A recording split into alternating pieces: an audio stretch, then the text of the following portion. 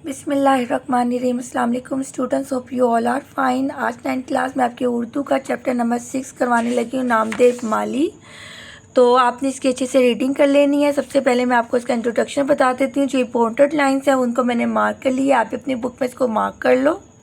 हमेशा की तरह आपने सबसे पहले जो है उनकी तारीख़ पैदाइश और तारीख़ वफ़ात को अच्छे से याद कर लेना है। इसके बाद आपने इस लाइन को मार्क कर लेना है। मौलवी अब्दुल हक ज़िला मेरठ यूपी इंडिया के गांव बापुर में पैदा हुए। इब्तदाई तालीम घर में हासिल करने के बाद स्कूल और कॉलेज की तालीम अलीगढ़ में हुई। उसके बाद आपने इस लाइन को मार्क करना है। मौलवी अब्दुल हक 1912 में अंजुमन तरक्की उर्दू के सेक्रेटरी मुंतखब हुए, तो उन्होंने इस अंजुमन को एक बेहतरीन इल्मी इदारा बनाया। देन आपने इधर से इसको मार्क करना है। वो कराची में Urdu arts college, Urdu science college, Urdu commerce college, Urdu college और उर्दू यूनिवर्सिटी के क़याम को अमल में लेकर आए और उर्दू के 2 रसाले उर्दू कौमी ज़बान जारी किए। इसके बाद स्टूडेंट्स आपने लास्ट लाइन को मार्क कर लेना है। चंद हम असर उनकी ऐसी तसनीफ़ है जिसमें उन्होंने अपने 24 हम असरों के खाके लिखे हैं। शामिल खाक किताब खाका नाम देव माली इस किताब से ही लिया गया है या मुस्तार है। उसके बाद हम इसकी एक्सरसाइज की तरफ चलते हैं, जहाँ पे आपने टिक मार्क करना है। सही आंसर को नामदेव पौधों और पेड़ों को समझता था अपनी औलाद, टिक कर लो। नामदेव के लगाए पौधे हमेशा परवान चढ़े। नामदेव बच्चों का इलाज करता था जड़ी बूटियों से। नामदेव की मौत वाक़ई हुई शहद की मक्खियों की योरिश से। हर शख्स में कुदरत ने कोई ना कोई रखी है सलाहियत। इसके बाद स्टूडेंट्स क्वेश्चन आंसर्स देखिए। नंबर 1 है, नामदेव माली का ताल्लुक किस ज़ात से था। इसका आंसर मैंने इसके आगे ही राइट कर दिया है। नामदेव का ताल्लुक ढेर ज़ात से था, जो कि समाज में नीची ज़ात समझी जाती है। सेकंड, नामदेव को अपने पौधों से किस हद तक लगाव था, तो इसके लिए आपने आना है पेज नंबर 38 पे। वो अपने पौधों और पेड़ों को ही अपनी औलाद समझता था और औलाद की धन की परवरिश और निगहदाश्त करता। इनको सरसब्ज़ और शादाब देखकर ऐसे ही खुश होता जैसे माँ अपने बच्चों को देखकर खुश होती है। तो स्टूडेंट्स आपने इसको यहाँ से लेकर यहाँ तक मार्क कर लेना है। क्वेश्चन नंबर 3 आपका है, नाम देकर अगर कोई पौधा बीमार होता तो वो इसके लिए क्या क्या जतन करता। तो पहले आपने इसका आंसर जो यहीं से स्टार्ट करना है और नीचे जो है मैंने इसका आंसर ऑलरेडी राइट कर लिया हुआ है। नाम देकर अगर कोई पौधा बीमार पड़ जाता तो इसकी बहुत फिक्र करता, बाजार से दवाएं खरीदता और पौधों को बचाने के लिए इसका इलाज करता। अगर ज़रूरत पड़ती तो वो रात भर काम करता ताकि पौधा ठीक हो जाए। नेक्स्ट क्वेश्चन देखें, नामदेव की मौत कैसे वाक़ई हुई। तो आपने दोबारा इसको क्वेश्चन से ही आंसर स्टार्ट करना है। नामदेव की मौत मक्खियों के डंक से हुई। जब शहद की मक्खियों ने इस पर हमला किया तो वो इतना ज़ख्मी हो गया कि बेदम हो गया और उसी दौरान उसकी मौत वाक़या हो गई। नेक्स्ट आपका क्वेश्चन है, नेकी और बड़ाई का मियार क्या है। तो आपने इसका आंसर भी यहीं से पहले स्टार्ट करना है। नेकी और बड़ाई का मियार ये है कि हर शख्स को अपनी सलाहियतों को कमाल तक पहुंचाने की कोशिश करनी चाहिए, यानी उसको इस्तेमाल में लाना चाहिए। जितना वो अपने आप को निखार सकता अपनी सलाहियतों को, उतनी ही उसको कोशिश करनी चाहिए। नेकी तब तक नेकी रहती है जब तक इंसान ये ना जाने कि वो नेक काम कर रहा है। जहाँ उसने ये समझना शुरू किया नेकी नेकी नहीं रहती, यानी नेकी का मकसद होता है दूसरों की मदद करना, ठीक है। ये मकसद नहीं होता कि दिखावा करना। उसके बाद स्टूडेंट्स आप खाली जगह पूर करें। काम उसी वक्त होता है जब उसमें लज्जत आने लगे। बेमज़ा काम काम नहीं, बेकार है। इसके लगाए हुए पौधे हमेशा परवान चढ़े। बागों में रहते रहते से जड़ी बूटियों की भी शिनाख्त हो गई। अपने बच्चों को पालने पोसने में कोई इनाम का मुस्तहिक नहीं होता।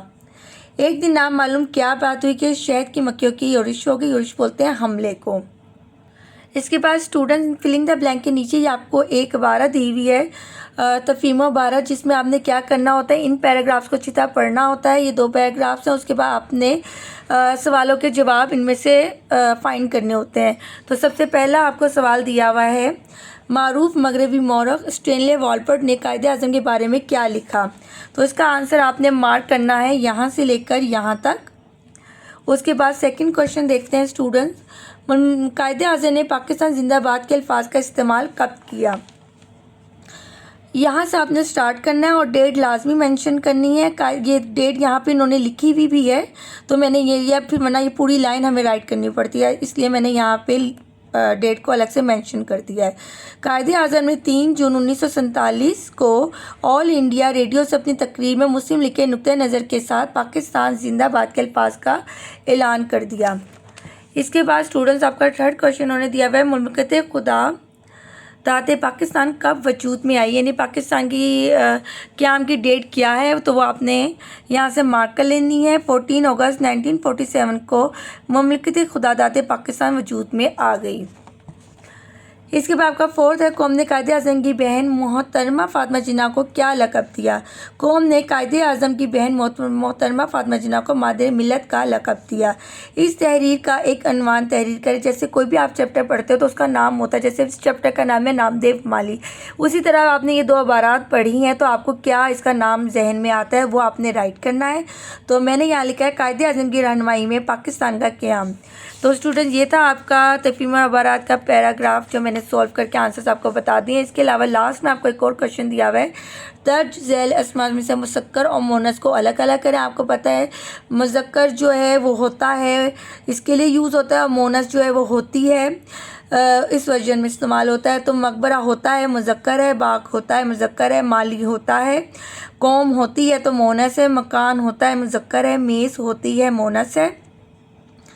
اسی طرح کھڑکی ہوتی ہے مؤنث ہے، پانی پودا مذکر ہے، بات ہوتی ہے مؤنث ہے، سوگ جتن مذکر ہے، پیڑ بھی مذکر ہے، جڑی بوٹیاں ہوتی ہیں مؤنث ہے، شناخت ہوتی ہے مؤنث ہے، مہارت ہوتی ہے مؤنث ہے، علاج مذکر ہے، اور بارش ہوتی ہے مؤنث ہے. اسٹوڈنٹ اب نامدیو مالی کا خلاصہ کر لیتے ہیں جو بہت میں نے آسان الفاظ میں آپ کے لیے رائٹ کر دیا ہوا ہے. یہاں سے آپ دیکھ کر پہلے اس کو رائٹ کر لینا، سن لو تاکہ آپ کو سمجھ میں آ جائے. نامدیو مالی اورنگ آباد اگر مقبرہ رابعہ دورانی کے باغ میں مالی تھا. وہ اپنے کام کو ایک مشن کی طرح انجام دیتا تھا اور اس میں اس قدر مصروف رہتا کہ دنیا سے بے خبر ہو جاتا. اس کا چمن اس کے لیے باغ ہی نہیں بلکہ اس کی اولاد کی طرح تھا. وہ اپنے پودوں کی بہت دیکھ بھال کرتا، ان کی مٹی صاف کرتا اور پودے کو پانی دیتا، ان کی شاخوں کو درست کرتا اور ان سے باتیں کرتا اور ان کا خیال یوں رکھتا جیسے ایک ماں اپنے بچوں کا خیال رکھتی ہے. اس کی محنت کو دیکھ کر راوی بہت متاثر ہوتا. راوی جو یہ رائٹ کر رہا ہے، جو یہ سارا لکھ رہا ہے اس کے بارے میں، اور اکثر اسے دیکھنے میں اپنا وقت گزارتا. نامدیو مالی کی زندگی کا ایک اہم پہلو یہ ہے کہ وہ بہت محنت کرنے والا اور بہت دیانتدار تھا. قحط سالی کے دوران بھی جب سب لوگ پانی کی کمی کی وجہ سے پریشان تھے، اس نے تب بھی پودوں کو پانی دیا اور ان کی حالت کو بہتر بنایا. نامدیو مالی کی زندگی کا ایک اور پہلو خدمت خلق بھی ہے. وہ جڑی بوٹیوں سے بیماری کو علاج کرنے میں ماہر تھا. وہ اپنے باغ سے دوا فراہم کر کے غریبوں کی مدد کرتا. وہ اپنی کم آمدنی کے باوجود ضرورت مندوں کی مدد کرتا. جب نظام دگن نے شاہی باغ لگانے کا حکم دیا تو نامدیو مالی کو رابعہ دورانی کے باغ سے منتقل کر کے شاہی باغ بھیج دیا گیا. اس نے وہاں بھی محنت اور لگن سے کام کیا. ایک دن اس کی شہد کی مکھیوں کے حملے میں نامدیو کی موت واقع ہو گئی. وہ اپنے کام میں اس قدر مصروف تھا کہ اسے پتہ بھی نہ چلا کہ خطرہ اس کے قریب ہے. مکھیوں کے ڈنگ سے بےحال ہو کر وہ اپنی جان سے ہاتھ دھو بیٹھا. نامدیو مالی کی زندگی اس بات کی روشن مثال ہے کہ نیکی وہی ہے جو دکھاوے سے پاک ہو. نیکی تب تک نیکی رہتی ہے جب تک انسان یہ نہ جانے کہ وہ نیک کام کر رہا ہے. نامدیو سب کی مدد کرتا ہے لیکن اسے کبھی احساس نہ ہوا کہ وہ کوئی نیک کام کر رہا ہے.